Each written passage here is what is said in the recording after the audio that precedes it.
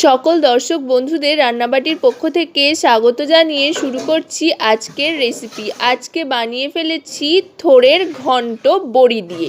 প্রথমেই থোড়টাকে ভালো করে ধুয়ে কুচি কুচি করে কেটে নিতে হবে, একদম ঝিরিঝিরি করে কেটে নিতে হবে। কেটে নেওয়ার পর তারপর তার মধ্যে ভালো করে নুন মাখিয়ে নিতে হবে। এখানেই আমি যা নুন দিচ্ছি, রান্নার সময় আর নুন দেব না।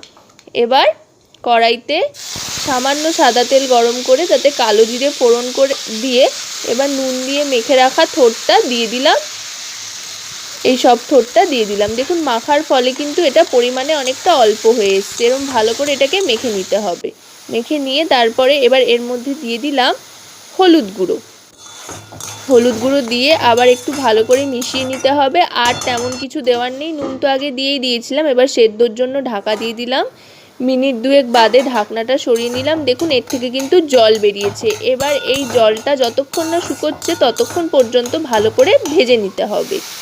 এবার একটু লঙ্কা দিয়ে দিলাম। লঙ্কাটা ভালো করে এর সাথে মিশিয়ে নিলাম। বেশ ঝাল ঝাল হবে, ভালো লাগবে খেতে। এবার দিয়ে দিচ্ছি সামান্য একটু চিনি, দিয়ে আবার ভালো করে এটাকে নাড়াচাড়া করে নিচ্ছি, একটু শুকনো করে নিচ্ছি, জলটা যাতে টেনে আসে। এবার দিয়ে দিচ্ছি বড়ি। বড়িটা আমি গুঁড়ো করে দিয়েছি, চাইলে আপনারা গোটাও দিতে পারেন। আর দু একটা বড়ি আমি গোটা রেখেছি পরে সাজাবো বলে, গার্নিশিংয়ের জন্য। ব্যাস, এটা শুকিয়ে এসছে। এবার আর কিছু করার নেই, প্লেটিং করে দেবো।